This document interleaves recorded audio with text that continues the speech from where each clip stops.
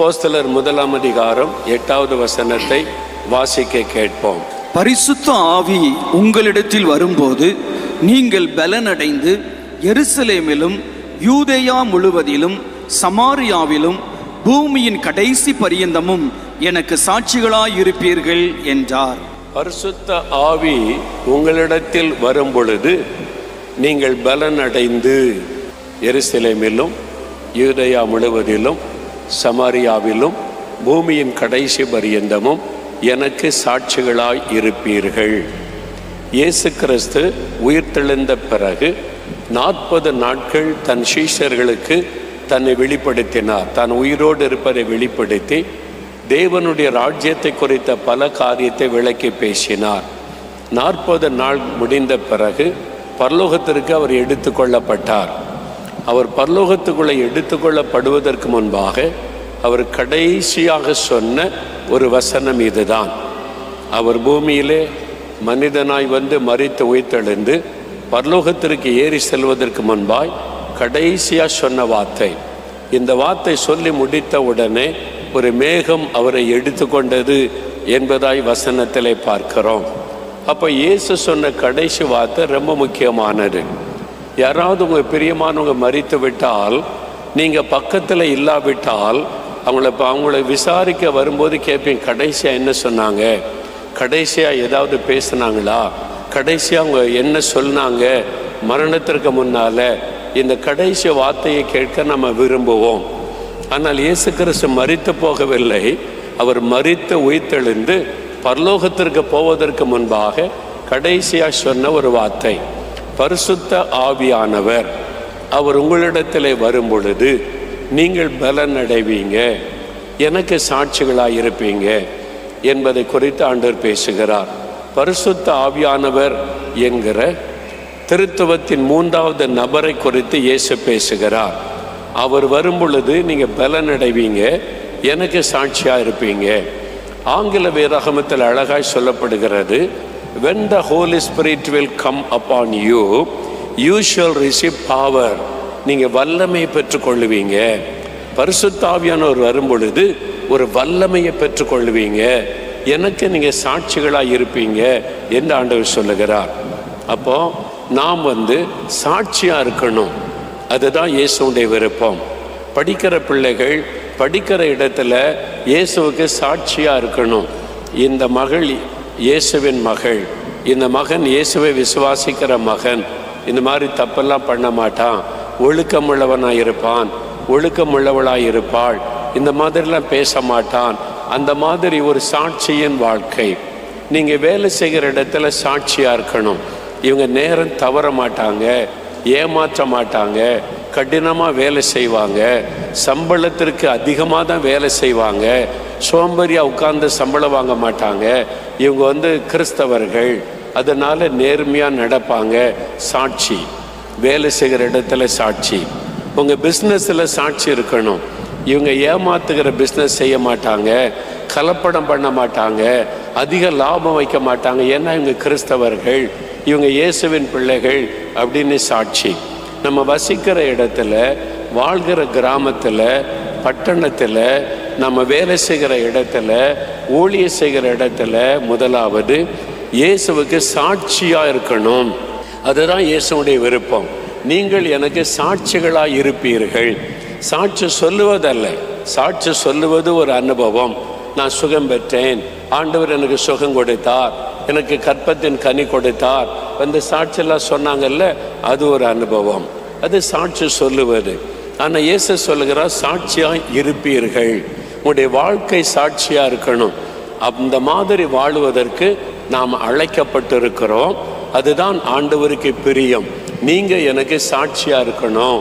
இருக்கிற இடத்துல, வசிக்கிற இடத்துல சாட்சியாக இருக்கணும். அதற்கு ஒரு வல்லமை தேவை. இது பாவம் நிறைந்த உலகம். எங்கே பார்த்தாலும் அநியாயம், அக்கிரமங்கள் நிறைந்த ஒரு உலகம். கடைசி காலத்தில் நம்மை சுற்றிலும் தீமைகளும் அநியாயங்களும் அக்கிரமங்களும் பெருகிவிட்டது. அதனால் இந்த காலத்தில் நம்ம சாட்சியாய் வாழுவது சாதாரண விஷயம் அல்ல. அதற்கு ஒரு வல்லமை வேண்டும். பாவம் நிறைந்த உலகத்தில் பரிசுத்தமாய் வாழவும், நீதியாக வாழவும், சாட்சியாய் வாழவும் ஒரு வல்லமை நமக்கு வேண்டும். அந்த வல்லமை ஆவியானவர் கொடுக்கிற வல்லமை. அது ஒரு ஆவிக்குரிய வல்லமை, ஸ்பிரிச்சுவல் ஸ்ட்ரென்த். சாப்பிட்றதுனால உண்டாகிற வல்லமை அல்ல, சத்தான உணவை எடுத்துக்கொள்றதுனால உண்டான வல்லமை அல்ல. இதுக்கு ஒரு ஆவிக்குரிய வல்லமை தேவை. அந்த வல்லமை தருகிறவர் தான் பரிசுத்த ஆவியானவர். அவர் வரும் பொழுது உங்களுக்கு வல்லமை கொடுத்து உங்களை சாட்சியாக வாழ வைப்பார் என்பதாக இயேசு சொல்லுகிறார். அப்படின்னா என்ன அர்த்தம்? அந்த பரிசுத்த ஆவியானவரை நீங்கள் பெற்றுக்கொள்ள வேண்டும். யோவான் 20:22 சீசர்களை பார்த்து பரிசுத்த ஆவியை பெற்றுக்கொள்ளுங்கள் என்று ஆண்டவர் சொல்ல, ரிசீவ் த ஹோலி ஸ்பிரிட், பரிசுத்த ஆவியை பெற்றுக்கொள்ளுங்கள் என்று ஆண்டவர் சொல்லுவதை நம்ம பார்க்க முடியும். யோவான் 14:16 நான் போவது நல்லது, நான் போய் பிதாவை வேண்டிக் கொள்ளுவேன், அவர் வேறொரு தேற்றரவாளனை உங்களுக்கு அனுப்புவார், அனதர் கம்ஃபர்டர். நான் எப்படி உங்கள் கூட இருந்தால் ஆறுதல், தைரியம், பலன் உண்டாகிறதோ அதே மாதிரி ஆவியானவர் வந்து உங்களுக்குள்ளே வாசம் பண்ணும்போது நான் கூட இருப்பதை உணர்வீங்க. இயேசு என் கூடவே இருக்கிறார் என்பதை உணர்ந்து கொள்ள செய்ய அந்த ஆவியானவர் உங்களுக்கு கிருபை தருவார். அப்போ அந்த ஆவியானவரை நீங்கள் பெற்றுக்கொள்ளணும் என்பதாக இயேசு சொல்லுகிறார். அப்போஸ்தலர் 1 கூட நீங்கள் எருசலேமை விட்டு போகாதபடி காத்திருங்க, அந்த பரிசுத்த ஆவியை பெற்றுக்கொள்ளும் வரைக்கும் காத்திருங்கன்னு சீஷர்களுக்கு சொன்னார். அப்போஸ்தலர் 2 பெந்தெகோஸ்தே நாளில் தான் ஆவியானவர் இந்த பூமிக்கு இறங்கி வருகிறார். அதுக்கு முன்னால் ஆவியானவர் இல்லையா அப்படின்னு கேட்டால், ஆதியாகமம் 1 ஆவியானவரை பற்றி வாசிக்க முடியும். அவர் ஜலத்தின் மேல் அசைவாடி கொண்டிருந்தார். ஒழுங்கியமாக இருந்த இந்த உலகத்தை சரிப்படுத்துவதிலே ஆவியானவர் உதவி செய்தார். பழைய ஏற்பாட்டு காலத்தில் தீர்க்கதரிசிகள் மேலே ஆவியானவர் இறங்கினார். நியாயாதிபதிகள் சிம்சோன் மேலே, கிதியோன் மேலே, எத்தாவின் மேலே, தெபோராள் மேலே ஆவியானவர் வந்து இறங்கினார். தாவீதின் மேலே ஆவியானவர் வந்து இறங்கி இருந்தார் என்பதாக வாசிக்கிறோம். அப்போ ராஜாக்கள், நியாயாதிபதிகள், தீர்க்கதரிசிகள் இவங்க மேலே தான் ஆவியானவர் இறங்குவார். அவங்க தான் நிரப்பப்படுவாங்க. ஒரு குறிப்பிட்ட காரியத்தை செய்து முடிக்க ஆவியானவர் அவளை பயன்படுத்துவார். அப்புறம் அவர் போய்விடுவார். அப்படி தான் பழைய ஏற்பாட்டு காலத்தில். ஆனால் புதிய ஏற்பாட்டு காலம் வரும் பொழுது யோவேல் 2:28 மாம்சமான யாவர் மேலும் என் ஆவியை ஊற்றுவேன். ராஜாக்கள் மீது மாத்திரம் அல்ல, தீர்க்கதரிசிகள் மேலே மாத்திரம் அல்ல, ஊழியர்கள் மேலே மாத்திரம் அல்ல, மாம்சமான யாவர் மேலும், சிறு பிள்ளைகள், வாலிபர்கள், வயோதிபர்கள், ஊழியக்காரர்கள், ஊழியக்காரிகள் எல்லார் மேலே ஆவியை ஊற்றுவேன் என்று ஆண்டவர் சொல்லி இருக்கிறார். ஏனென்றால் எல்லாருமே நம்ம சாட்சியா இருக்கணும், இயேசுவுக்கு சாட்சியா இருக்கணும். அதற்கு ஒரு வல்லமை உங்களுக்கு வேணும். அந்த வல்லமை தான் பரிசுத்த ஆவியானவர் கொடுக்கிற வல்லமை என்பதாக வேதத்திலே நம்ம பார்க்கிறோம். நம்முடைய அனுதின வாழ்க்கையில நம்ம சாட்சியாய் வாடுவதற்கு ஆவியானவர் எப்படி உதவி செய்கிறார்? பிரச்சனைகளை மேற்கொள்ளக்கூடிய பலன். பிரச்சனைகள், ப்ராப்ளம். என் வாழ்க்கையே ப்ராப்ளம் தான் பிரதர், ஐயா என் வாழ்க்கையே பிரச்சனை தான் அப்படி சொல்கிறவங்க நிறைய பேர். கணவரால் பிரச்சனை, மனைவியால் பிரச்சனை, பிள்ளைகளால் பிரச்சனை, வீட்டுக்குள்ள பிரச்சனை. நீ பார்த்தா வேலை செய்கிற இடத்துலையும் பிரச்சனை, வீட்டுக்கு வந்தாலும் பிரச்சனை, வேலைக்கு போனாலும் பிரச்சனை, பிஸ்னஸ்லேயும் பிரச்சனை, ஞாயிற்றுக்கிழமை சர்ச்சுக்கு போனால் அங்கேயும் பிரச்சனை. எல்லாம் பிரச்சனை பிரச்சனை பிரச்சனை. ஒரு பக்கம் வியாதி பிரச்சனை, ஒரு பக்கம் கடன் பிரச்சனை, ஒரு பக்கம் மனிதரால் பிரச்சனை, ஒரு பக்கம் இந்த மாதிரி சொல்ல முடியல, பிரச்சனைக்கு மேல் பிரச்சனை. என்னப்பா இது வாழ்க்கை? மனம் சோர்ந்து விடுகிறாரு. ஆனால் ஒன்று அறிந்து கொள்ளுங்கள், இயேசு சொன்னார் யோவான் 16:33 உலகத்தில் உங்களுக்கு உபத்திரவம், சத்தமாக சொல்லுங்க, உலகத்தில் உங்களுக்கு உபத்திரவம், உலகத்தில் உங்களுக்கு உபத்திரவம் இல்லை அப்படின்னு சொன்னா வாக்கு தத்தம். உலகத்தில் உங்களுக்கு உபத்திரவமே இல்லை அப்படின்னு சொன்னான். உலகத்தில் உங்களுக்கு உபத்திரவம் உண்டு அப்படின்னு சொன்னா அது எப்படி எடுக்கிறது? அது ஒரு வாக்கு தத்தம் தான். ஆண்டு சொல்ல, என் பிள்ளைகளே உலகத்தில் உங்களுக்கு உபத்திரவம் உண்டு, ஆனாலும் திடன் கொள்ளுங்கள், நான் உலகத்தை ஜெயித்தேன், உலகத்தை ஜெயித்த நான் உங்களோடு இருக்கிறேன். அப்படின்னா என்ன அர்த்தம்? நீங்க ஜெயிப்பீங்க. உபத்திரவம் இருக்கும், பாடுகள் இருக்கும், நீங்க தோக்க மாட்டீங்க, அவமானப்பட்டு போக மாட்டீங்க, வெட்கப்பட்டு போக மாட்டீங்க. நான் உலகத்தை ஜெயித்த மாதிரி நீங்க ஜெயிப்பீங்க. அதான் வாக்குத்தத்தம். அல்லேலூயா சொல்லுங்க. எப்படி ஜெயிக்கிறது இந்த பிரச்சனைய? பரிசுத்த ஆவியானவர். அதுக்கு தான் அவர் பலன் தருகிறார், வல்லமை தருகிறார். பிரச்சனைகளை மேற்கொள்ளக்கூடிய வல்லமை தருகிறவர் பரிசுத்த ஆவியானவர். இங்க சின்ன பிரச்சனை வந்தாலே ராத்திரி தூக்கம் வர மாட்டேங்குது. சின்ன பிரச்சனை வந்தாலே தூக்கம் வர மாட்டேங்குது, மனசெல்லாம் குழப்பமா இருக்குது, ஒரே யோசனையா இருக்குது. என்ன பண்ணன்னு தெரியலையே. இந்த பிள்ளைகளோட ஒரு பெரிய போராட்டமா இருக்குது. என் கணவர் பிரச்சனையா இழுத்துட்டு வந்துடுறாரு, அவரை வச்சு ஒரு பெரிய பிரச்சனை, வீட்டில் கடன் பிரச்சனை, பணத்துக்கு வழி இல்லை, என்ன பண்றதுன்னு தெரியலையே, குழப்பம். ராத்திரிலாம் தூக்கம் வர மாட்டேங்குது, சிந்தனையில் ஓடிக்கிட்டே இருக்குது. ஏன் இவங்க பேசுகிறாங்க, அவங்க நிந்திக்கிறாங்க, இவங்க பரிகசிக்கிறாங்க, இது உன் சாபன்றாங்க, உன் தலையெழுத்துன்றாங்க, உனக்கு தோஷன்றாங்க, எதுக்கு இந்த உலகத்தில் வாழணும் அப்படின்ற மாதிரி ஒரு நெருக்கம் இந்த பிரச்சனை. அப்போ அந்த ஏன் பிரச்சனை வந்தால் நீங்கள் சோர்ந்து போகிறீங்க? ஏன் பிரச்சனை வந்தால் தூங்க முடியலன்னா பிரச்சனையை மேற்கொள்ளக்கூடிய வல்லமை இல்லை. அதுதான் பிரச்சனை. உங்க பிரச்சனை என்னன்னா பிரச்சனைகளை மேற்கொள்ளக்கூடிய வல்லமை இல்லை. அந்த வல்லமை தருகிறவர் பரிசுத்த ஆவியானவர். அல்லேலூயா. இப்போ நான் அநேக வருஷத்துக்கு முன்னால ஒரு கிராமத்துக்கு ஊழித்து போயிருந்தேன். அந்த ஊழியக்காரர் சொன்னார், எங்க சபையை சார்ந்த ஒரு குடும்பத்தார் சென்னையிலிருந்து வந்திருக்கிறாங்க. அவங்க மகனுக்கு ஒரு வியாதி. அவங்க பெரிய வசதி உள்ளவங்க தான், சென்னையில் பிஸ்னஸ் பண்ணுறாங்க. அங்குள்ள பெரிய பெரிய ஆஸ்பத்திரிலாம் பார்த்துட்டாங்க. அந்த மகனை காப்பாற்ற முடியாது, டாக்டர் சொல்லிட்டாங்க. இதுக்கு மேலே மருத்துவத்தில் ஒன்றும் இல்லை, மருந்தெல்லாம் வேலை செய்ய மறுக்கிறது அப்படின்னா டாக்டர்ஸ் கைவிட்டுட்டாங்கன்னு அர்த்தம். அதனால் அவங்க பார்த்தாங்க, நம்ம நாட்டு வைத்தியம் பண்ணலாம். இப்போ டாக்டர்ஸ் கைவிட்டுட்டாங்க, இந்த வைத்தியர்கள் இருப்பாங்கள்ல, நாட்டு வைத்தியம், அப்படியாவது பார்க்கலான்னு சொல்லி மகனை கூட்டிக்கிட்டு கிராமத்துக்கு வந்துட்டாங்க. அவன் படுத்த படுக்கையாக இருக்கிறான், மரண படுக்கையில் மகன் இருக்கிறான். வைத்தியர்களெல்லாம் கூப்பிட்டு வைத்தியம் செய்து பார்க்குறாங்க, ஒன்றும் இம்ப்ரூவ்மெண்ட்டே இல்லை. ஒரு மரண போராட்டம் வீட்டுக்குள்ள, மகன் மரிச்சிருவானோ அப்படின்ற நிலைமை. அப்போ அவங்க சொன்னாங்க, இந்த ஊழியக்காரர் வந்திருக்கிறாராமே, ஜெபிக்க கூட்டிட்டு வாங்க பிரதர்ன்னு சொல்லி. அவர் சொன்னார், பிரதர் அந்த வீட்டில் போய் ஜெபம் பண்ணிட்டு வரலாம், நல்ல கர்த்தருடைய பிள்ளைகள் என்று சொன்ன உடனே சரின்னு சொல்லி அவரோடு கூட நான் போனேன். நானும் அந்த சபை ஊழியரும் போகிறோம். அந்த வீட்டுக்கு போகும்போது நான் எதிர்பார்த்து கொண்டு போனது ஒன்று, வீட்டுக்குள்ள ஒரு வாலிப பையன் மரண படுக்கையில் இருக்கிறான், டாக்டர்ஸ் கைவிட்டுட்டாங்க, மருத்துவம் பிழைக்க மாட்டான்னு சொல்லுகிறாரு. அந்த நிலைமையில் ஒரு வீட்டுக்கு போனால் என்ன நடக்கும்? அந்த தாய் கண்ணீர் விட்டு அழுவாங்க, ஐயோ ஐயா என் மகன் சாக கிடக்கிறான் ஐயா, டாக்டர்ஸ் எல்லாம் கைவிட்டுட்டாங்க ஐயா, என்ன பண்ணன்னு தெரியல ஐயா, என் மகனுக்காக ஜெபிங்கன்னு கண்ணீர் விட்டு அழுது சொல்லுகிற ஒரு தாயாரை எதிர்பார்த்து நான் போனேன். பெரும்பாலும் அப்படிதான் இருக்கும், ஆபத்தான நிலைமையில் இருந்தான். ஆனால் நான் எதிர்பார்த்த மாதிரி இங்கே இல்லை. நான் உள்ள போன ஒரு தாயார் வந்தாங்க, சிரித்த முகத்தோட, மலர்ந்த முகத்தோட, ஐயா தோத்துறையா தோத்துறையா எங்கள் வீட்டுக்கு வந்திருக்கிறீங்கன்னு சொல்லி உட்காருங்கன்னாங்க. ஓடி போய் பலகாரம், இனிப்பு, காரெல்லாம் கொண்டு வந்து வைக்கிறாங்க.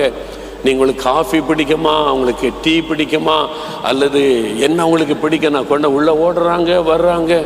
என்னடா இது, நான் எதிர்பார்த்தது ஒன்றா இருக்குது, இங்கே நடக்கிறது வேற மாதிரி இருக்குதுன்னு சொல்லி ஆச்சரியமா அந்த தாயாரை பார்த்துக்கிட்டே இருக்கிறேன். 5 நிமிஷம் ஆச்சு, 10 நிமிஷம் ஆச்சு, 20 நிமிஷம் ஆச்சு, மகன்கிட்ட கூட்டிகிட்டே போகலை. இன்னும் பையன் வீட்டுக்குள்ள மரணப்படுக்கையில் படுத்து இருக்கிறான், எப்போ வேணாலும் மரணம் சம்பவிக்கலாம். இவங்க என்னடானா ஊழியக்காரனுக்கு பலகாரம் கொடுக்கறதும் காஃபி டீ கொடுக்கறதும் சந்தோஷமான முகத்தோடு இருக்கிறாங்க. நான் கொஞ்ச நேரம் பார்த்துட்டு இதுக்கு மேலே பொறுமை இல்லை, அவங்கள பார்த்து கேட்டேன், அம்மா நாங்கள் உங்கள் பையன் மரணப்படுக்கையில் இருப்பான்னு கேள்விப்பட்டு தான் ஜெபிக்க கூட்டிகிட்டு வந்தாங்க. உங்கள் பையன் மரணப்படுக்கையில் இருக்கான்னு சொல்கிறாங்க, இன்னும் உங்கள் மகனை எனக்கு காட்டவே இல்லை, மகனுக்காக ஜெபிங்கன்னு சொல்லவே இல்லை, உங்கள் முகத்தை பார்த்தா அப்படி தெரியல, அவ்வளோ சந்தோஷமாக இருக்கிறீங்க அப்படின்னு சந்தேகத்தை கேட்டுட்டேன் நேரிலேயே. அவங்க என்ன சொன்னாங்கன்னு, ஐயா நான் இயேசுவை அறியாத குடும்பத்தை சார்ந்தவா ஐயா, எத்தனையோ தெய்வத்தெல்லாம் நம்பிக்கிட்டு இருந்தேன். நான் 15 வருஷத்துக்கு முன்னால் இயேசுவை ஏற்றுக்கொண்டேன். இயேசுவை நாங்கள் ஏற்றுக்கொண்ட பிறகு எங்களுக்கு எல்லாமே அவர் தான். எத்தனையோ வாழ்க்கையில் பிரச்சனை போராட்டம் வந்துச்சு, எங்களை அவர் கைவிடலை, இதுவரைக்கும் அற்புதமாக நடத்தி இருக்கிறாரு. என் மகன் அவர் குணமாக்கிடுவார் ஐயா, ஒன்றும் நடக்காது. அல்லேலூயா. எப்படிங்க அந்த பலன்? நான் 14 வயசுல மரணப்படுக்கையில சாக கடந்தேன். அப்போ எங்கள் குடும்பம் இந்து குடும்பம், இயேசுவே தெரியாது. என்னுடைய தாயார் இந்த கிறிஸ்தவ நண்பரை பார்த்து அழுதாங்க. என் பையன் சாக கிடக்கிறான், மரிச்சிருவான்னு சொல்கிறாங்க, இயேசுகிட்ட ஜெபம் பண்றியான்னு அழுதாங்க. அப்படி ஒரு தாயாரை எதிர்பார்த்து தான் நான் போனேன். அவங்க சிரித்த முகத்தோட அவங்க எனக்கு ஆறுதல் சொல்கிறாங்க, ஒன்றாகாதையா, இயேசு பார்த்துக்குவாரு, அவர் எவ்வளோ பெரிய தேவன், அவரை தானே நாங்கள் நம்பி இருக்கிறோம். எப்படி அந்த பலன்? மகன் சாக கிடக்கிறான், கண்ணீர் வரல, பயம் வரல, கலக்கம் வரல, சந்தோஷம், மன தைரியம். அது ஒரு பலன், அது ஒரு வல்லமை, பிரச்சனைகளை மேற்கொள்ளக்கூடிய வல்லமை. பிரச்சனை எத்தனை பெரிதாகவும் இருக்கட்டும், அதை விட பெரிய ஒரு ஆண்டவர் என்னோடு இருக்கிறார். அந்த விசுவாசத்தை தருகிறவரும் அந்த வல்லமையை தருகிறவரும் பரிசுத்த ஆவியானவர். அவங்க பரிசுத்த ஆவியினால் நிரப்பப்பட்ட அனுபவத்தை பெற்றிருந்தாங்க, அதனால பயமே இல்லை.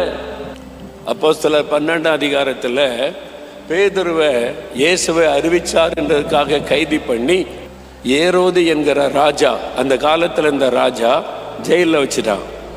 கைது பண்ணி ஜெயிலில் வச்சுட்டு தீர்ப்பு கூறிட்டான். நான் இவன் நம்ம நாட்டில் இயேசுவை பற்றியெல்லாம் பேசக்கூடாது, இவன் இயேசுவை பற்றி பிரசங்கம் பண்ணான், அதனால் அவன் தலையை வெட்டிடணும், மரண தண்டனை. நாளைக்கு அவனுக்கு மரண தண்டனை நிறைவேற்றப்படும். ஏற்கனவே இன்னொரு அப்போஸ்தலன் யாக்கோபை கொலை செய்துட்டான். யாக்கோபை இந்த ஏரோது கொண்டுட்டான். இவன் பேதுருவையும் ஜெயிலில் அடைச்சிட்டான். கைகளில் சங்கிலி, கால்களில் சங்கிலி, வெளியில் காவலர்கள்லாம் காத்திருக்கிறாங்க, விழிச்சிருக்கிறாங்க. நாளைக்கு பேதருடைய தலை துண்டிக்கப்பட போகிறாரு. இப்போ உங்களை ஜெயிலில் வச்சுட்டு நாளைக்கு உங்களுக்கு மரண தண்டனை அப்படின்னா ராத்திரி என்ன பண்ணுவீங்க? ராத்திரிலாம் என்ன பண்ணுவீங்க? மூலிரவு ஜபம், பொருத்தனை ஜபம், ஒப்பு கொடுத்தல் ஜபம். என்னை வெளியே கொண்டு போயிருங்க, நான் வாழ்நாளெல்லாம் ஊழியம் செய்கிற ஆண்டவரே, என்னென்ன பொருத்தனை உண்டு அத்தனை பொருத்தனை ஜபமும் பண்ணிக்கிட்டே இருந்திருப்போம். ஏதாவது ஒன்றாவது கிளிக் ஆகிறாதா? என் சொத்தெல்லாம் நமக்கு தந்துடுற ஆண்டவரே, இனிமேல் எனக்குன்னு ஒன்று வேண்டாம், என்னை இதுலேருந்து காப்பாற்றினா போதும் அப்படிலாம் ஜெபிச்சிருப்போம். நானாக இருந்தாலும் அப்படி தான் ஜெபிச்சிருப்பேன், நம்ம மனிதர்கள் தானே. ஆனால் பேதுரு என்ன பண்ணாரா? நித்திரையாக இருந்தாரா, நல்லா தூங்குகிறார். பேதுரு என்ன பண்ணுறாரு? இன்னைக்கு ராத்திரியில் உங்களுக்கு தூக்கம் வர மாட்டேங்குதே, என் பிள்ளையால் பிரச்சனை, கணவரால் பிரச்சனை, இதுக்கு என்ன பண்ண அதுக்கு என்ன பண்ண நினச்சாலே தூக்கம் வர மாட்டேங்குது, தூங்கவே முடியலங்க, ஒரே டிப்ரெஷன் ஆகிருது. எதனால்? இந்த பிரச்சனை, அந்த பிரச்சனை, இந்த போராட்டம். ஆனால் பேதுருக்கு மரண பிரச்சனை, நாளைக்கு அவருடைய தலை துண்டிக்கப்பட போகிறது. ராத்திரியில் தூக்கம் இல்லாமல் புரண்டு கொண்டு இருக்கவில்லை, நிம்மதியாக தூங்குறாரு. சில சொல்லுவாங்க பேதுரு எங்கே போனாலும் தூங்கிடுவார், கெத்செமனே தோட்டத்தில் தூங்கிட்டாரு, இங்கேயும் அவர் தூங்கிட்டார் அப்படின்னு சொல்லி. கெத்செமனே தோட்டத்தில் தூங்கினது வேற, இங்கே தூங்கினது வேற. கெத்செமனே தோட்டத்தில் துக்கத்தினால அப்படியே சோர்ந்து போய் இயேசு இப்படி பேசிட்டாரு, நான் போக போகிறேன்னு சொல்லி அந்த களைப்பு மனதில் பாதிக்கப்பட்டு சரீர சோர்வில் தூங்கிட்டார். ஆனால் இங்கே சிறைச்சாலையில் தூங்கினது ஒரு வல்லமை, ஒரு வல்லமை. அல்லேலூயா. நாளைக்கு தலையை துண்டிக்க போகிறாங்க, இன்னைக்கு ராத்திரி தூங்குறாருன்னா அதுக்கு ஒரு வல்லமை வேணும்ல. உங்களுக்கு பேதுருவே என்னையா தூங்குற, உனக்கு பயம் இல்லையா? நாளைக்கு உன்னை தலையெல்லாம் எடுக்க போகிறேன்னு பேரது சொல்கிறாரு. எடுத்துட்டு போட்டோம், செத்தா பரலோகத்தில் இயேசோடு இருப்பேன், சாகலைன்னா இயேசுவை பற்றி ஊழியம் செய்ய போகிறேன், அவ்வளோதானே. அல்லேலூயா சொல்லுங்க, அல்லேலூயா சொல்லுங்க. பயமே இல்லை, மரணத்தை பற்றி பயம் இல்லை, தலையை துண்டிச்சிடுவான் நீ பயம் இல்லை. எந்த ஒரு கலக்கமும் இல்லை, நிம்மதியா தூங்கி கொண்டு இருக்கிறார். அந்த தூங்குவதற்கு ஒரு வல்லமை வேணும். உங்க தூக்கம் டிஸ்டர்ப் ஆகுதுன்னா என்ன அர்த்தம்? உங்களுக்குள்ள வல்லமை இல்லைன்னு அர்த்தம். நீங்க அந்த வல்லமை பெற்றுக்கொள்ளணும். பரிசுத்த ஆவியானவர் கொடுக்கிற அந்த வல்லமை நீங்க பெற்றுக்கொண்டா எத்தனை பிரச்சனை உங்களை சூழ்ந்திருந்தாலும் நிம்மதியா தூங்கி எழும்புவீங்க. அல்லேலூயா சொல்லுங்க, அல்லேலூயா சொல்லுங்க. அந்த பிரச்சனைகளை மேற்கொள்ளக்கூடிய ஒரு வல்லமை, எந்த பிரச்சனையை சந்திப்பதற்குரிய ஒரு வல்லமை, அதை தருகிறவர் பரிசுத்த ஆவியானவர். ஆமென் சொல்லுங்க, அல்லேலூயா. நாங்கள் வட இந்தியா கூட்டிட்டு போயிருந்தோம். இந்த பீல் மக்கள் வந்திருக்காங்கல்ல, அவங்க மத்தியில் ராஜஸ்தானில் ஒரு கிராமத்தில் போய் கூட்டம் ஒழுங்கு பண்ணியிருந்தாங்க. அந்த கூட்டத்தில் பிரசங்கம் பண்ணுகிறோம். மத தீவிரவாதிகள் வந்துட்டாங்க. மத தீவிரவாத அமைப்பு வட இந்தியாவில் இருக்கு. இப்போ தமிழ்நாட்டில் இருக்குல்ல, பெரிய அருவாளோட வந்துட்டான். பெரிய பெரிய அருவா வச்சிருக்கிறான், பெரிய நாமம் போட்டு இருக்கிறான். அவன் வந்து காவி ட்ரெஸ் உடுத்தி இருக்கிறான், ஜீப்பில் வந்திருக்கிறான். இது மாதிரி இயேசுவை பற்றி அறிவிக்க வந்திருக்கிறாங்க. வெட்டணும் குத்தணும்னு சொல்லி அப்படி வந்திருக்கிறாங்க. எனக்கு மிஷினரி சொல்கிறான்னு, இது மாதிரி வந்திருக்காங்க பாரு, உட்காந்துருக்காங்க அப்படின்னா. அப்படி அவன் பாட்டில் உட்காந்துட்டு போட்டோம் அப்படின்னு நாங்கள் பிரசங்கம் பண்ணி ஒப்பு கொடுத்தல், ஜெபம், ஹீலிங், பிற சாட்சி எல்லாம் முடிந்தது. நாங்கள் புறப்பட்டு வருகிறோம். எங்களை பின்தொடர்ந்து வர்றேன்ச்சு. நாங்கள் வந்து குஜராத்துக்குள்ளே வரணும். ராஜஸ்தான்லேருந்து குஜராத்தில் தங்கி இருக்கிறோம். ஒரே ஒரு ரோடு தான், மெயின் ரோடு. அங்கேருந்து குஜராத்துக்கு வரக்கூடிய ஒரே ஒரு மெயின் ரோடு, அதில் நாங்கள் வருகிறோம். பின்னாலே ஜீப்பில் வர்றோம். இவ்வளோ பெரிய அருவாளத்தை காமிக்கிறான், உங்களை கொல்ல போகிறோன்னு சொல்லி. முன்னால் ஒரு ஆட்களை வச்சிருக்கிறான். போகிற இடத்துல மறிப்பதற்கு, எங்களை வெட்டி கொலை பண்ணுவதற்கு அவங்க வந்திருக்கிறாங்க. சென்னையிலேருந்து மதராசிலிருந்து வர்றாங்க. வருஷந்தோறும் இவங்களை வெட்டி கொண்டுறோன்னு சொல்லி பயங்கர ஆயுதம். அவனுக்கு இறக்கமே காட்ட மாட்டானுங்க. அது ஒரு வெறி, மத வெறி. அதோட வர்ற அருவாளை தூக்கிட்டு நாங்கள் ஜியால் உட்காந்துருக்கோம். வண்டியில் வருகிறோம். மிஷினரி தேவதாஸ் பிரதர் இருக்காங்க, நான் சில மிஷினரிகள் இருக்கிறோம். ஒரு சகோதரி பயந்துக்கிட்டு அலறாங்க, ஐயோ இந்த மாதிரி அருவாளை தூக்கிட்டு வர்றான், அன்னைக்கு அவ்வளோதானா அப்படின்றாங்க. நான் கேட்டேன், அவங்கள பார்த்து ரட்சிக்கப்பட்டிருக்கீங்களா சிஸ்டர்ன்னு. ஏன் பிரதர் கேட்குறீங்க? பரலோகத்துக்கு போகணும்ல, அவன் வெட்டி போட்டால் நம்ம ஆத்மா பரலோகத்துக்கு போகணும்ல, ரட்சிக்கப்பட்டு தானே போகும். என்ன பிரதர் அப்படி சொல்கிறீங்க? பிறகு எதுக்கு பயப்படுறீங்க? நீங்கள் மிஷினரியாக வரும்போது மரணத்துக்கு ஒப்பு கொடுத்து தானே வரணும், இப்போ ஏன் பயப்படுறீங்க அப்படின்னு சொல்லி அப்படி பேசிக்கிட்டே வருகிறோம். அதாவது மரணத்துக்கும் எங்களுக்கு ஒரு அடி தூரம் தான். அந்த மாதிரி அவன் பயங்கரமான ஆட்கள். அவனுடைய உருவமும் அவனுடைய வெறியும் அவங்க கையில் இருந்த ஆயுதங்கள் அப்படிப்பட்டது. எங்களுக்கு முன்னால் அங்கே போய் ஒரு டீம் மறித்து எங்களை மறிக்கிறதுக்கு நிற்கிறாங்க. மிராக்கிளா தேவனுங்களை தப்பி வைத்தார். கண்ணிமை நேரத்தில் எங்களை வந்து வயக்காட்டுக்குள்ளே அந்த டிரைவர் ஓட்டி கொண்டு போய் குஜராத் கொண்டு வந்துட்டார். இப்போ நினச்சா கூட அது அப்படியே பயத்தை கொடுக்கும். அந்த மாதிரி அவங்க இருந்ததும் அருவாளை காமிச்சதும். ஆனால் நான் யோசித்து பார்த்தேன், அந்த டைம் எங்களுக்கு மரணத்துக்கு ஒரு அடி தூரம் தான் இருக்குது. அந்த நேரத்தில் பயமே வரல. அது குறித்து ஒரு பயமோ கலக்கமோ எதுவுமே இல்லை. நான் யோசித்து பார்த்தேன். இப்போ அதை நினைச்சா அப்படியே பயமா தெரியுது. அப்போ நமக்கு பயமே வரலையே. ஏன்? அது ஆவியானவர் கொடுக்கிற வல்லமை. அல்லேலூயா. ஸ்தேவானை கல்லெறிகிறாங்க. ஸ்தேவானை கல்லெறிந்து கொல்றாங்க. கல் வந்து தலையை உடைக்குது, முகத்தை பிக்குது, சரீரத்தை அடைச்ச ரத்தம் வடிய வடிய கொல்றாங்க. ஸ்தேவான் ஐயோ அம்மா காப்பாத் அப்படிலாம் ஜெபிக்கல. ஆண்டவரே இவருடைய பாவத்தை உள் மீது சுமத்தாதிரும். எப்படி சத்தம் போடாம அமைதியாய் தன் ஜீவனை விட்டார்? அதுக்கு ஒரு வல்லமை வேண்டும். அந்த வல்லமையை தருகிறவர் பரிசுத்த ஆவியானவர். பிரச்சனை வந்தாலும் நீங்க அமைதியா இருப்பீங்க, பிரச்சனை வந்தாலும் நீங்க சந்தோஷமா இருப்பீங்க. உங்களை சுற்றிலும் எத்தனை பெரிய போராட்டம் எழும்பினாலும் நீங்க மகிழ்ச்சியா தேவனை துதித்து கொண்டே இருப்பீங்க. இரவு படுக்கைக்கு போனா நிம்மதியா தூங்குவீங்க. உங்களுடைய தூக்கத்தை கூட சாத்தானாலே கெடுக்க முடியாது. அந்த வல்லமையை தருகிறவர் ஆவியானவர். அதான் பிரச்சனைகளை மேற்கொள்ளக்கூடிய ஒரு வல்லமை. அதை தருகிறவர் பரிசுத்த ஆவியானவர். அவர் வந்துட்டா போதும், அவரால் நிரப்பப்பட்டுட்டா பயம் போயிடும், சோர்வு போயிடும். இன்னைக்கு சில கிறிஸ்தவங்க டிப்ரெஷன், விசுவாசிங்க ஆவில நிரம்பி அந்நிய பாஷை பேசுறவங்க டிப்ரெஷன், மன அழுத்தம்ன்றாங்க. எப்படி நீங்க சொல்ல முடியும்? ஒரு அபிஷேகம் பெற்ற, ரட்சிக்கப்பட்ட அபிஷேகம் பெற்ற ஒரு தேவனுடைய பிள்ளை டிப்ரெஷன் நீங்க எப்படி சொல்ல முடியும்? எனக்கு மன அழுத்தம், டிப்ரெஷன் அப்படின்னு சொன்னா வேர் இஸ் ஜீசஸ்? உங்க இயேசு எங்க? டிப்ரெஷன் வார்த்தை உங்களுடைய வாயில வரலாமா? டிப்ரெஷனுக்கு பின்னால் இருக்கிறது பிசாசு. உங்களை பயப்படுத்தி பயப்படுத்தி மன அழுத்தத்தை கொண்டு வந்து முடக்குகிறவன் பிசாசு. டிப்ரெஷன் வார்த்தை உங்களுடைய வாயில வரலாமா? பயமா இருக்குது, கலக்கமா இருக்குது, அந்த பிரச்சனை இந்த பிரச்சனை. அப்ப இயேசு எங்க போனார்? இயேசு எங்க? Where is Jesus? உங்களுக்குள்ள இயேசு இருந்தா எப்படி டிப்ரெஷன் வரும்? டிப்ரெஷன் வார்த்தை வாயில வரப்படாது. ஆமென் சொல்லுங்க.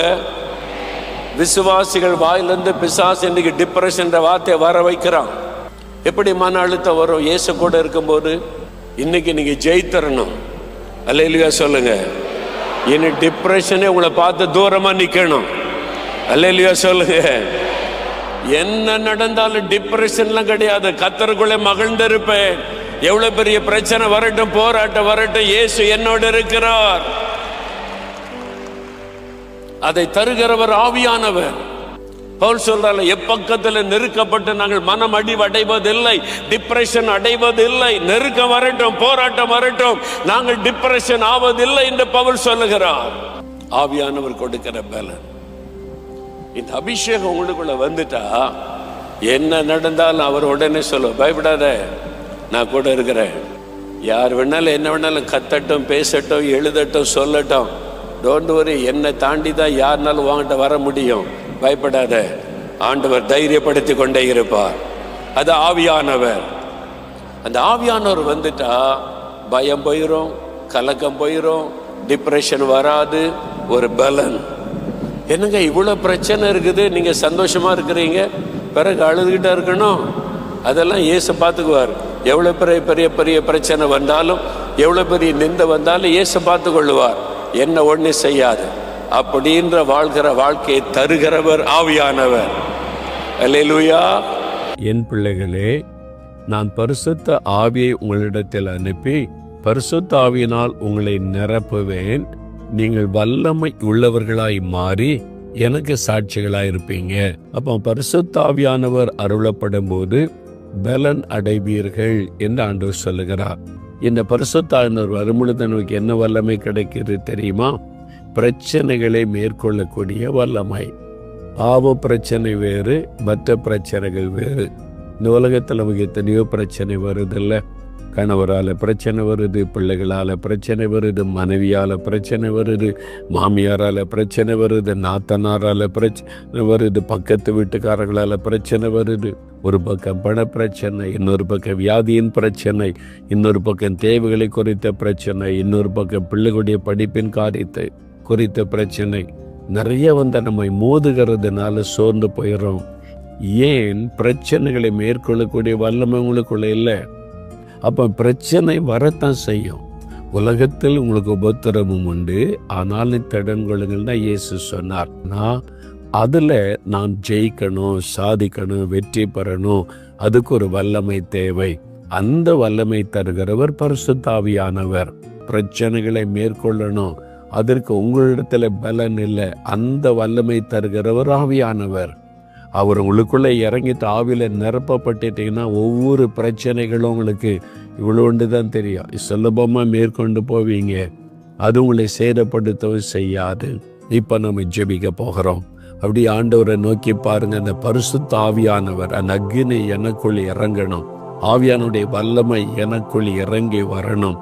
ஆண்டவரே, பாவத்தை மேற்கொள்ளக்கூடிய வல்லமை எனக்கு வேணும். இந்த பிசாசின் கிரியைகளை மேற்கொள்ளுகிற வல்லமை எனக்கு வேணும்.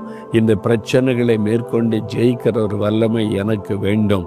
இந்த யார் யார் ஜெபிக்கிறாங்களோ இந்த மகன் மேலே, இந்த மகள் மேலே நம்முடைய ஆவியை ஊற்றி விடுவீராக.